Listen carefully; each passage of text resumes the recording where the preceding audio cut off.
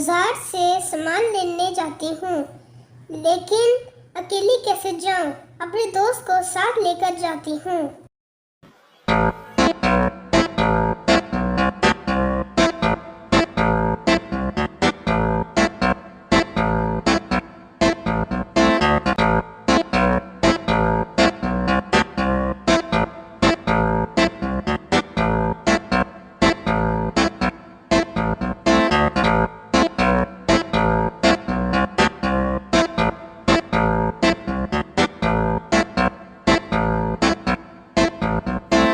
अरे पिंकी, क्या तुमने बाजार से कुछ सामान लेना है?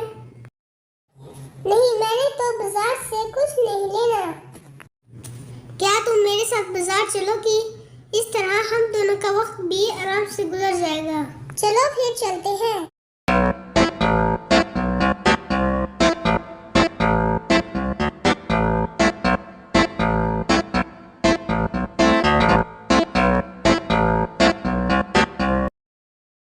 अस्सलाम वालेकुम भाई, सब्जियों का क्या भाव लगाया है? गाजर, मूली, टमाटर, प्याज और सब्ज मिर्च का क्या भाव है?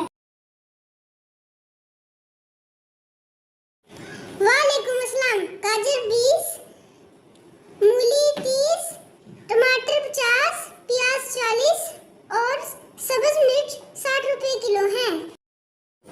ठीक है भाई, सब कुछ एक एक किलो दे दो।